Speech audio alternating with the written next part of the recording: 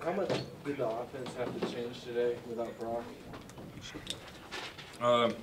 Quite a bit. I mean, he's obviously a big part of our offense. I mean, leading scorer, really good player. Teams have to think about him and play or change their game plans just to play against him.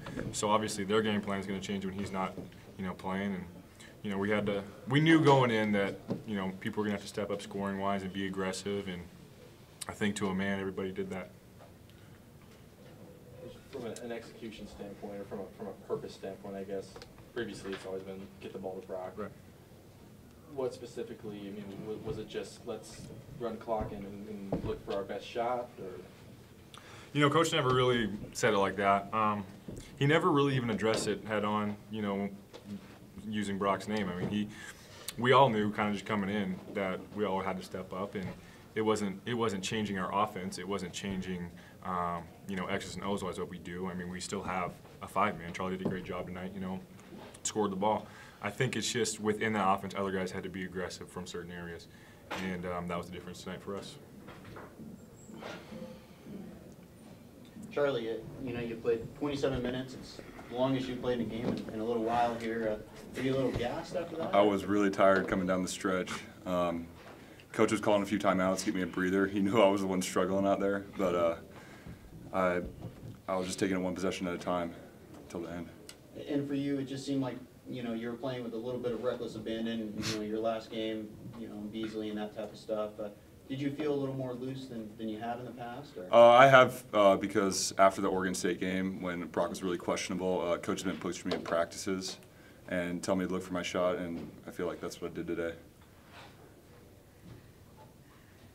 Charlie, how gratifying is this for you? In your last home game, you're the guy who's just kind of always been there, always willing to give what was needed, and tonight you really were needed and really did step up and help get this win without you guys leading scorer.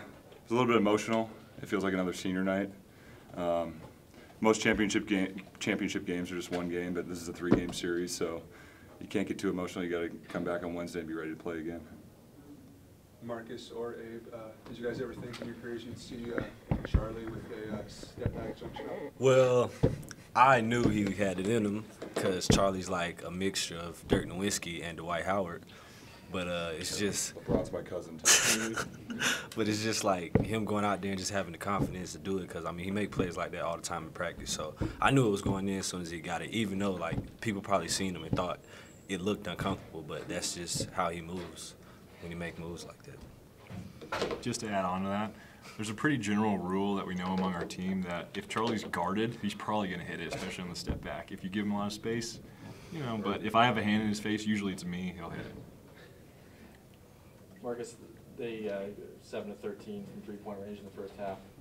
Second half, didn't get quite as many open looks. What changed? We just made defensive adjustments. What his name, Woodall. We didn't expect him to shoot that way in the first half, but I think it was just more communication, on the defensive end, and I feel like we shifted a whole lot better than we did in the first half. Just more energy, just heading in, because we figured we was gonna score and they was gonna score, but Coach really keyed in at halftime. As long as we get stops, and it was a 7-minute span when they didn't score, which helped us out, which Coach told us, and as long as we got stops, we was gonna win the game. We tried to keep them under 70 points to get the win, and that's what we did tonight.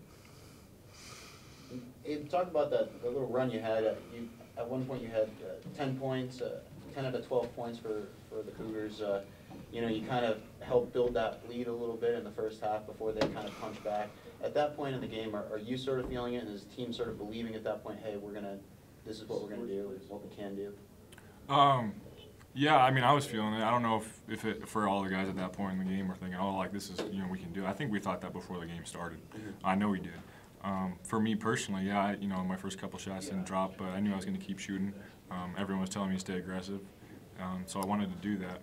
And definitely good to see a few shots go, and when the shots start going in, you just kind of feed off of that, and it definitely helped my confidence out. And do you think that obviously played into the 3, when you were up by 3, you extended the lead to 6, and being able to just, pop it and shoot it there? Yeah. I mean, it's a part of my game that I've worked on a lot over the course of my life, and so it's, I definitely want to have a lot of confidence in my shot. My teammates did a great job of getting me open and getting me the ball in space, and I was able to knock them down. in sort of like Christian's question, and you know, it's got to be pretty satisfying. Obviously, this year started off not so great for you with the stress fracture in your foot, and it took a little while to get going and that type of stuff. And it seems like you're really just hitting the stride now, obviously. And it's got to be pretty satisfying to be ending your career this way. Just really thankful. Really thankful to go out with a team like this. Couldn't ask for better teammates. This is one of the best teams I've been a part of at Washington State. And so to go out like this with these guys supporting me, you know, these guys here, I've been with them for 4 or 5 years. It means a lot, and I'm really thankful. Any more questions? Are there any rules about tomorrow's flight in terms of talking to the other team or anything, or? I mean, I don't think it's any rules, but Tim? No? So, we'll see. It'll probably be pretty quiet, I would assume. It's an early flight.